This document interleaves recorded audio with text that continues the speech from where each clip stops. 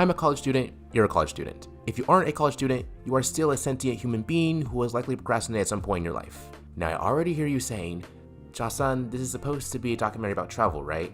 Why are you talking about procrastination? Well, one of the things I do when I'm in that state of mind is Google pictures of various countries and places I want to visit. My goal one day is to visit every country in the world. My love of travel comes from my personal beliefs. I'm a Christian, so I believe that if God didn't want people to travel, he wouldn't make the planet so big and vast. I love seeing different environments, different cultures, and different ways of living. While I've only been to one country outside of the US so far, that being England, I have been to several states across America, and I've seen several types of climates and environments. But I knew I wasn't the only college student here who loves to travel. I was confident that somewhere across this college campus there were other college students who felt the same way. So I made it my goal to go around and ask some of my friends their thoughts on traveling.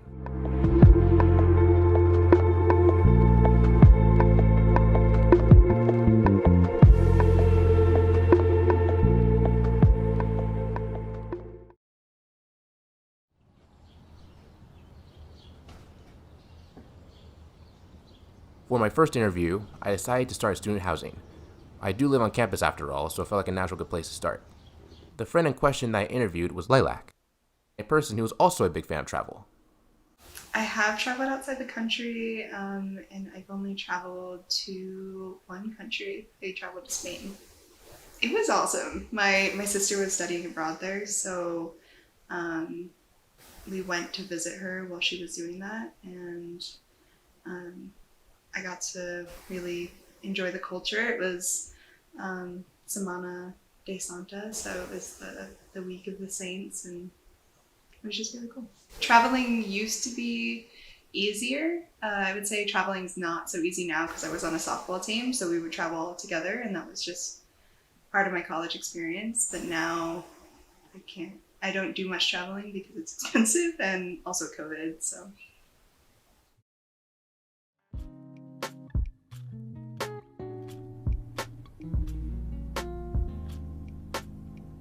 For my next interview, I took a brief trip off campus to see my friend Tyler, an animation major and someone who loves anime and manga like there's no tomorrow. I thought he would be another person who could offer an interesting view on his traveling experiences as well as offer another point of reference. How many countries have I been to? Just this one. Other countries I want to go to, probably just Japan and maybe England for some reason. Just because, you know, they speak English, so it's a lot easier, you know. This is a Tahiti sketchbook, a book full of stuff from the country. And here you see like just little drawings and stuff, watercolor, etc.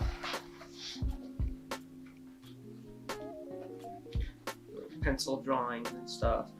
Like my mom got this for me when she and my dad went to like to Bora Bora and stuff.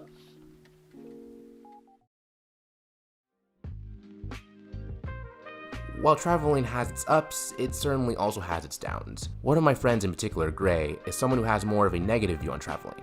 They overall like traveling, but they still have a more negative bias on it due to a lot of factors, one of them being paranoia, which can cause them to get very nervous to go to new places. So what I don't like about traveling is mostly like the panic that I sort of get when leaving like my home base. I'm very much just more in like unfamiliar environments, more unfamiliar places. You know, if I need like help with stuff or something, I tend to get more easily, you know, just lost and confused in unfamiliar places compared to if I was in like my familiar home base place, essentially. That, and if I were to make mistakes when I'm like far away, there's like possibly more repercussions and a greater sense of, you know, not knowing how to ask for help with that sort of stuff. Yes, I have thought about traveling. There are certain places that I would want to go with like friends or trusted people in the future. Like Japan, for me, is definitely a go-to. I love the culture there. The culture of like anime, video games, and just like a lot of their practices there in general are very interesting to me. But more closer locations, maybe something like London, just very interesting environments, and eventually like Canada too, because that's really close to the US, so it wouldn't be too far of a trip. Thousands of passengers on that cruise ship are stuck at sea off the coast of California right now, confined to their rooms as they wait for test results. Hi everyone, I work for Costco and I'm asking this member to put on a mask because that is our company policy. So either wear the mask. And I'm not doing it because I woke up in a free country. He's going to take the card away because he's a there he is.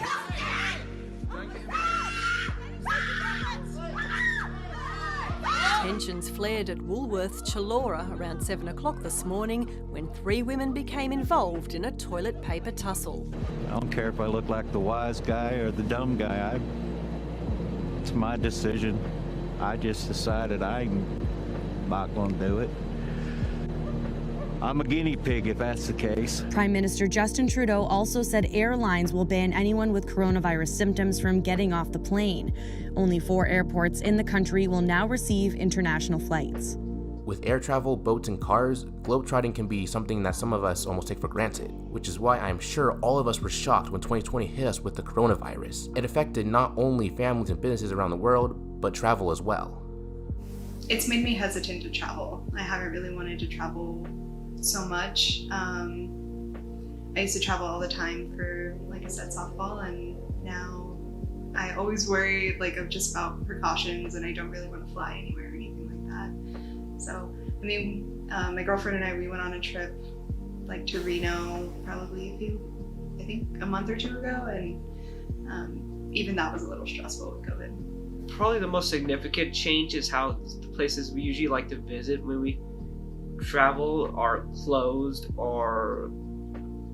due to COVID, or we have to do certain things like procedures before we get to enter said place.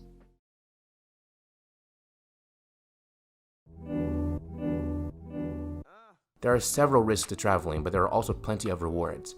Travel is such a beautiful thing in my eyes because it is a real-life reminder that your culture isn't the only one that exists. But you won't know what you're missing out on unless you take that first step. That first step being to just go somewhere new. It could be a coffee shop you haven't been to. It doesn't have to be anything monumental. But if you start slow, you'll eventually look up and realize you've been to so many new places because you slowly became more comfortable with venturing out of your comfort zone and trying new things. I can even attest to that because there was a point in time where I used to not like trying new foods. But as I got older, I eventually branched out a little bit, and now I like trying new foods all the time. The same could be applied to countries. There are plenty of things you can only experience and see in other countries. And even when it comes to the USA, if you grew up in Colorado like me, you may have never even seen the ocean. I didn't see the ocean until I was 8. But on the other hand, someone living in California may have never seen snow. I'll end the documentary with this. Whatever decision you make, just make sure you don't live a life of regrets. Because while life is long, it is also short.